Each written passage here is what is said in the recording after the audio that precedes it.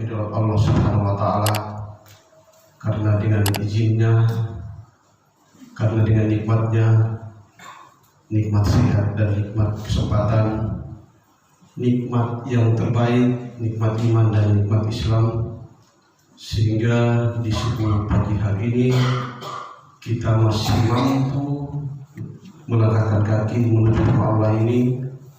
Satu tujuan kita bersama-sama melaksanakan salat subuh berjamaah. Allahumma shalli ala sayyidina Muhammad wa ala ali sayyidina Muhammad. Salawat salam dan taslim kepada junjungan kita baginda Nabi Muhammad sallallahu alaihi wasallam, Nabi yang menjadi tuntunan dalam kehidupan kita, Nabi yang insyaallah menjadi rahmatan lil alamin. Kaum muslimin dan muslimat sidang jemaah subuh yang insyaallah kita semua dirahmati oleh Allah Subhanahu wa taala. Melalui kesempatan ini mari kita semua berdoa dan memohon kepada Allah Subhanahu wa taala, semoga daerah yang sama-sama kita cintai ini dalam pelaksanaan pemilihan bupati dan wakil bupati senantiasa mendapatkan berkah, menjadi pelaksana pilkada yang terbaik, aman dan damai. Amin. Amin ya rabbal alamin. Seperti biasa, namun sebelumnya kami menyampaikan terima kasih dan penghargaan yang setinggi-tingginya kepada pengurus Masjid Nur Amri yang telah kesekian kalinya memberikan kesempatan, peluang dan waktu kepada kami komunitas pejuang subuh untuk kita sama-sama berjamaah di masjid ini. Seperti biasa, 10 hingga 15 menit kita akan mendengarkan taklim. Berkesempatan di subuh pagi hari ini Ustaz Muhammad Rahman, Ustaz Abdul Rahman Muhammad, kepadanya disilakan dengan hormat. Assalamualaikum warahmatullahi wabarakatuh. Waalaikumsalam warahmatullahi wabarakatuh.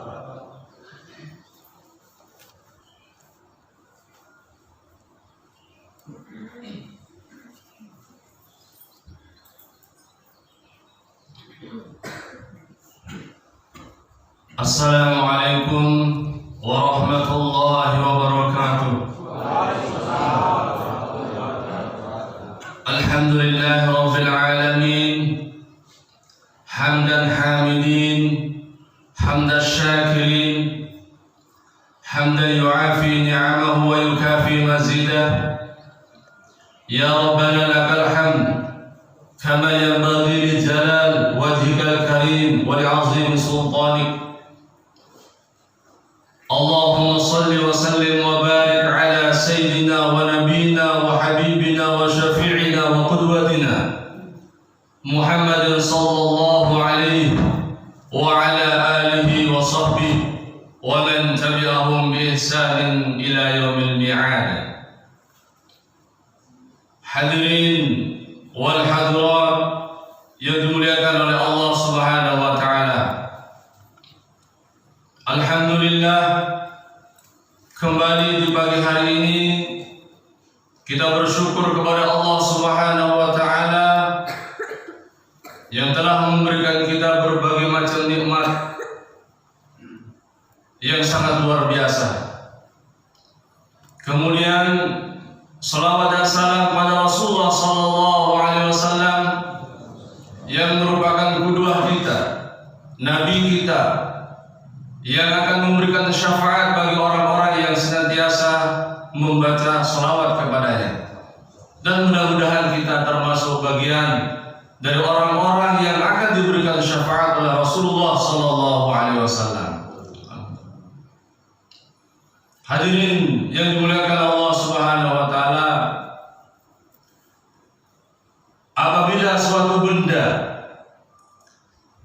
diciptakan atau dijadikan suatu benda tersebut dan benda itu tidak digunakan sesuai dengan petunjuk orang yang membuatnya atau menjadikannya, maka lama-lama benda tersebut akan tidak berguna, bahkan akan rusak. Kalau mobil hanya dibikin saja di pabrik dan sebagainya, kemudian tidak ada yang pakai, itu lama-lama akan rusak. Dan sebagainya benda-benda yang lain, kalau hanya dijadikan benda-benda tersebut tersebut tidak dipakai setiap hari dan sebagainya, maka itu tidak ada artinya. Demikian juga dengan manusia, hadirin yang mulia. Apabila manusia ini tidak menjadikan sesuai dengan yang diperintahkan oleh Allah Subhanahu wa taala tujuan diciptakannya, maka lama-lama manusia tidak akan berguna, bahkan dia lama-lama akan rusak. Dan yang lebih tahu tentang maksud dan tujuan diciptakannya manusia bukan istrinya, bukan juga anaknya, bukan mertuanya, bukan pemerintahannya, tapi Allah Subhanahu wa taala. Karena anak mertua mereka tidak tahu maksud dan tujuan diciptakan manusia. Kenapa?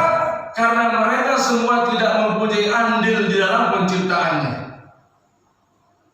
Allah Subhanahu wa taala berfirman, "Wa ma khalaqtul jinna wal ins illa liya'budun." Aku tidak menciptakan jin dan manusia melainkan hanya untuk beribadah kepada-Ku. Jadi ibadah juga dalam arti luas. Ismun jami'un likulli ma yuhibbuhu Allah wa yardah min al-aqwal wal af'al al-batinah wa zahirah. Jadi ibadah juga harus dipahami dalam arti luas, yaitu semua yang berkaitan dengan perkataan dan perbuatan yang diridhai oleh Allah Subhanahu wa taala, baik secara zahir dan batin, itu ibadah. Makanya dia kalau seorang muslim yang tahu hakikat hidup dan tujuan hidup, maksud hidupnya, maka apa yang terjadi semua bernilai ibadah. Ketika dia makan, makannya ibadah. Untuk apa? Agar dia kuat dalam ibadah. Baca basmalah sesuai dengan Rasulullah SAW, ajaran Nabi, makan tangan kanan dan sebagainya. Dia minum, demikian juga tangan kanan. Karena manusia juga mempunyai namanya keperluan hidup. Jadi maksud hidup dan keperluan hidup itu beda. Kalau maksud hidup itu untuk ibadah. Kalau keperluan hidup itu minal makulah wa masyrubat, makanan, minuman, rumah, kendaraan, munakahah dan pernikahan, itu keperluan hidup. Jadi kita semuanya butuh. Tapi yang membedakan, hadirin yang mulia, para sahabat keperluan hidupnya sedikit, maksud hidupnya tinggi. Makanya dia kuat ibadah, kuat sang mengaji, kuat ibadah, kuat belajar. Dia hanya rumah untuk sekarang, kalau yang lain bikin rumah untuk apa? Untuk makan dan minum, pakaiannya untuk menarik wanita, kendaraannya untuk dipakai bersenang-senang. Tapi kalau umat muslim semuanya untuk beribadah, dikasih kendaraan untuk ibadah, dikasih rumah, dia gunakan untuk sholat sunnah rumah tersebut, baca Al-Quran, mengaji dan sebagainya. Jadi para sahabat radhiyallahu anhum, mereka keperluannya sedikit, keperluan hidupnya sedikit, tapi maksud hidupnya tinggi. Berbeda dengan kita, hadirin yang mulia, kita keperluan hidup kita tinggi, maksud hidup kita rendah. Dan para sahabat rela mengorbankan keperluan hidupnya demi tujuan hidupnya di dunia. Jadi hadirin yang mulia, agama ini harus kita bawa kemana-mana. Agama ini juga harus bawa ke alam kubur. Kalau tidak dibawa sampai alam kubur, mana bisa kita jawab pertanyaan mungkar nakir. Agama harus dibawa di sirat, kalau tidak bisa kita lewati sirat dan sebagainya sampai surga, agar kita bisa masuk surga. Diibaratkan bahan bakar, hadirin yang mulia. Bahan bakar ini yang bahan bakarnya pesawat. Kalau hanya pesawatnya besar dan sebagainya, harganya mahal. Tapi kalau bahan bakarnya tidak digunakan di pesawat tersebut, mana bisa pesawat itu terbang. Tapi nanti kalau bahan bakarnya dimasukkan di pesawat, maka pesawat itu bisa terbang dari sini sampai Madinah. Bahkan bahan bakar yang ada di mobil kita juga demikian, baru bisa berfungsi kalau kita masukkan itu bahan bakar. Kalau tidak bisa nanti. Jadi agama itu harus masuk kemana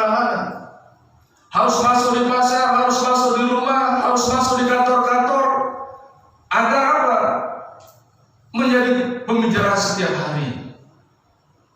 Semakin banyak masuk agama, maka semakin bagus. Jadi ciri agama itu masuk ke dalam jiwa kita adanya perubahan. Makanya pada zaman Rasulullah SAW dan para sahabat, mereka sebelum masuk agama, mereka tukang minum sahabat. Sebelum kenal agama ini, sebelum masuk agama di rumahnya mereka minum. Bahkan di setiap rumah ada kendia kantong-kantong yang tong-tong air minuman-minuman keras pada waktu itu. Tapi begitu agama masuk, langsung dihancurkan. Dan subhanallah, agama ini masuk seluruh dunia, tidak bisa dibendung. Maka kita sebagai kaum muslimin harus kita masukkan ke dalam agama dan semuanya berubah. Kalau agama masuk, semua berubah. Pembicaraan agama, di warung kopi agama dan sebagainya agama, semuanya agama dibicarakan. Gaya hidup pakaiannya berubah. Kenapa? Disebabkan agama. Sebagaimana uang. Kalau uang masuk dalam rumah banyak, subhanallah semuanya berubah. Gaya hidupnya berubah, semakin banyak uang masuk dalam rumah, semakin berubah kehidupannya. Istrinya mungkin yang dulu punya baju biasa, dikasih belikan baju yang mahal. Anaknya dikasih mobil, motor dan sebagainya. Bahkan setiap hari kantor uang terus berbicara. Ada orang menelpon proyek dan sebagainya, uang terus dibicarakan. Kenapa? Semakin banyak masuk uang dalam rumah, maka gaya hidup semuanya berubah. Demikian juga agama. Semakin banyak agama masuk dalam rumah, gaya hidup semuanya berubah. Mengaji rajin, sholat malam, semuanya berubah. Tingkah laku berubah, suka memaafkan orang dan sebagainya. Ini yang kita perlukan hadirin mulia. Jadi semakin banyak agama, dia harus masuk di kantor sehingga pembicaraan di kantor agama. Agama masuk di pasar juga demikian, sehingga tingkah laku orang yang berada di pasar itu baik dan sebagainya. Semuanya tanpa kita perintahkan, tanpa kita kasih tahu, dia sendiri. Kenapa? Karena sudah agama masuk pada dirinya. Ini yang kita inginkan. Agar agama masuk pada diri kita, kemudian kita rajin sembahyang, rajin sholat, rajin mengaji dan sebagainya. Masuk dalam rumahnya, dia gunakan rumahnya untuk sholat tahajud, dia gunakan rumahnya untuk mengaji, dia ajak anak-anaknya, dia ajak istrinya, semuanya diajak. Nah, ini artinya. Jadi masuk dalam agama itu kafah. Udkhulu fis silmi kafah. Masuklah dalam agama itu secara keseluruhan. Ibarat kita punya mobil mewah, di luar terparkir banyak. Kita mau pergi ke Makassar, tapi kita hanya masuk sepotong saja. Kita sopirnya, tapi tidak masuk seluruh tubuh kita. Ya, yakin dan percaya dibantai dan diserempet mungkin sama orang, kita kecelakaan. Coba kalau masuk semuanya, tubuh kita masuk, kita bisa nyetir, ajak istri kita, ajak anak kita, ajak keluarga, nyalakan nasi, masya Allah, karena semuanya masuk kafah. Kalau hanya sebagian itu kurang.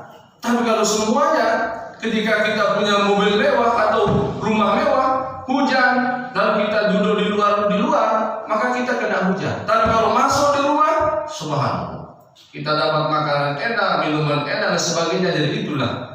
Begitu kita masuk dalam agama ini dalam kafah keseluruhan.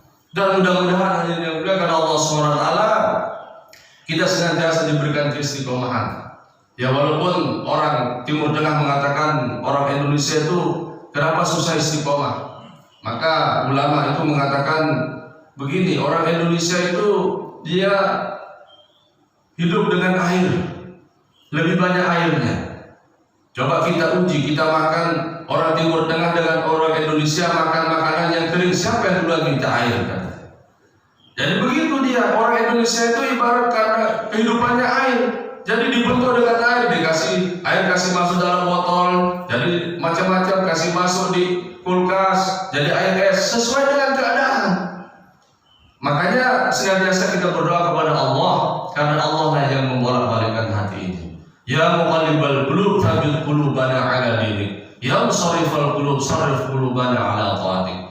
Ya Allah yang membolak-balikkan hati, tetapkanlah hati kami agar senantiasa taat dalam agama-Mu, taat dalam keseharian, taat kepada-Mu. Mudah-mudahan ini bermanfaat. Wabillahi taufiq wal hidayah. Wassalamualaikum warahmatullahi wabarakatuh.